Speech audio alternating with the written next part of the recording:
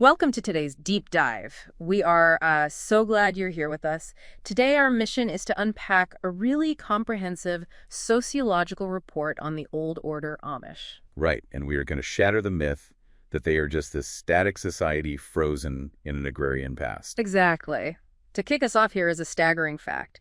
As of 2025, the Amish population has exploded to over 410,000 individuals. It is an incredible demographic shift. They average 7 to 9 children per family. Wow. So their population is essentially doubling every 20 years. Yeah, doubling every 20 years. And what stands out in the research is how they manage that massive growth. They are constantly negotiating with modernity, adapting just enough to survive while protecting their way of life. Okay, let's unpack this, especially that idea of negotiating with modernity. You'd think their boundaries mean rejecting tech completely, but our sources actually call it a technology paradox. They really aren't Luddites. No, not at all. What's fascinating here is the role of the ordnon. Those are the unwritten communal rules that govern their daily lives. Right, they don't just ban something because it has a microchip. Exactly. They evaluate a new tool by asking a very specific question. Does this foster community cohesion? Or does it breed individualism? So it is a deliberate filter. How does that play out with something everyday like driving? Take car ownership. It is strictly banned because a car gives an individual unchecked mobility to just up and leave. which erodes the local interdependence they rely on. Right? However, they will happily hire non-Amish or English drivers for long-distance travel. That makes so much sense when you frame it around community. And I was blown away by how they handle electricity. Oh, the power grid workaround. Yes, they reject the public power grid because a hardwired connection legally ties them to the secular state. But to get around that, they ingeniously retrofit heavy modern machinery using pneumatic tools and hydraulic. And it's solar power. They're incredibly smart about how they adapt. But because they're growing so fast, they're actually running out of farmland. Which forces a massive economic pivot, right? There just isn't enough affordable land to give every son a farm anymore. Exactly.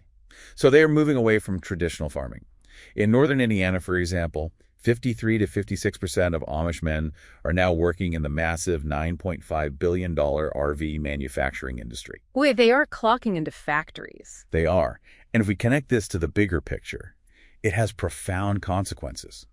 Factory wages bring huge paychecks, but it dangerously ties them to volatile, secular, macroeconomic cycles. So when the country hits a recession, Amish factory workers face sudden layoffs just like everyone else. Yeah, which strains their internal support networks.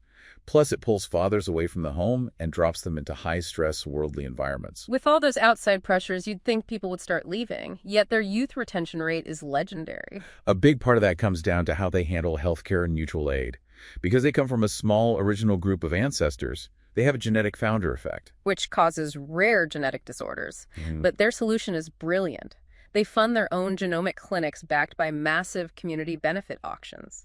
And they fiercely reject commercial insurance. They rely on internal systems like Amish hospital aid.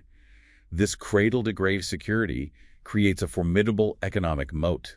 Right when disaster strikes, the community pools its money to pay the bills or physically rebuilds a burned-down barn in a single day. So the financial prospect of leaving that community is absolutely terrifying, which really aids that retention rate. Even after Rumspringa, when teenagers go out and experience the modern world, around 85 to 90% of them still choose to return and be baptized. It's a formidable system. So what does this all mean for you listening right now? In a modern world where we so often blindly adopt every new app or device without a second thought, the Amish actually provide a masterclass in deliberately negotiating with modernity. They actively ask how a tool will impact their well-being before they let it through the front door. Exactly. It is about protecting community well-being above all else. And that raises an important final thought to leave you with, to explore on your own.